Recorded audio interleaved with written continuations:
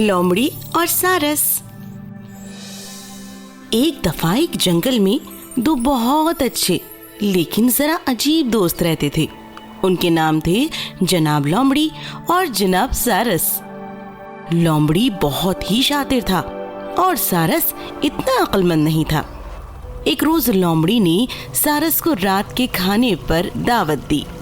हमने कभी एक दूसरे को खाने की दावत ही नहीं दी, क्या तुम मेरे घर आना पसंद करोगे? अरे क्यों नहीं, बिल्कुल। क्या पकाओगे?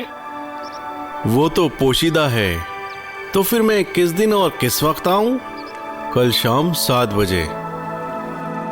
तो फिर ठीक है, कल मिलते हैं।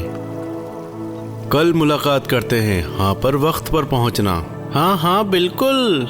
अगले रोज सारस लोमड़ी के घर पर जा पहुंचता है।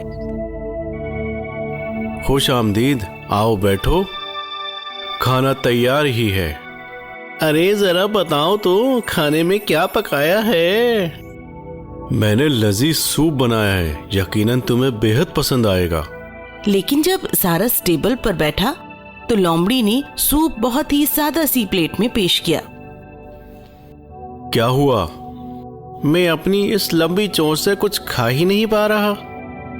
अच्छा, ये मसला है, तो कम से कम तुम अपनी चोंच को उस प्लेट से भिगो लो।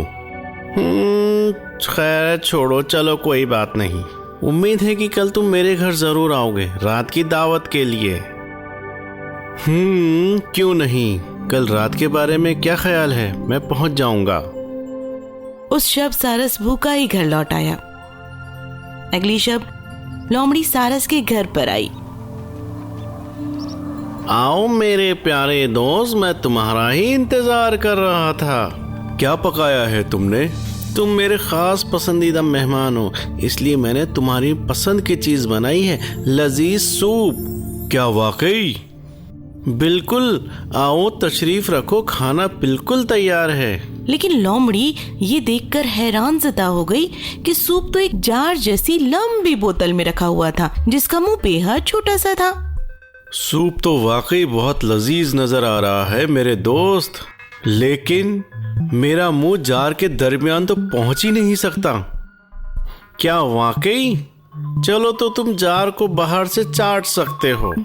अब लोमड़ी को सारस के इस रवैये पर बेहद गुस्सा आया, लेकिन वो शातिर अंदाज में खामोश रही और उसने अच्छा सबक सिखाने की ठान ली।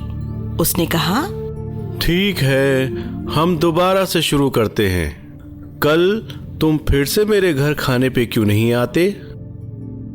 हाँ, मैं जरूर आऊंगा। ठीक है, पर अब से खाने की प्लेट तुम्हें अपने खुद से लानी होगी। लिहाजा अगली ही शाम सारस लोमड़ी के घर खाने पर गया। कैसे हो दोस्त? तशरीफ रखो, खाना तकरीबन तैयार ही है। तो बताओ, खाने में क्या बनाया है? लजीज सारस की खिचड़ी, लेकिन उसमें एक चीज की कमी है। सारस। लेकिन सारस तो मैं ही हूं। जानता हूं मैं। और फिर लोमड़ी ने सारस का घर के बाहर और पहाड़ की चोटी तक पीछा किया और काफी फासले तक लोमड़ी ने सारस का पीछा किया और उससे पकड़ लिया। बहुत देर बाद लोमड़ी घर वापस आई। उसके मुंह में सारस के पंख दबे हुए थे। वो टेबल पर दराज हुई, रुमाल खोला और खिचड़ी का लुत्फ उठाने लगी। उसने सारस की खिचड़ी बड़े मजे से खाई। तो कहानी ये सबक देती है दोस्तों कि लोमड़ी के साथ लोमड़ी वाली चाल मत चलो। कहानी खत्म हुई। If you enjoyed this story, please like and subscribe our channel and press the bell icon to get future updates. And don't forget to comment.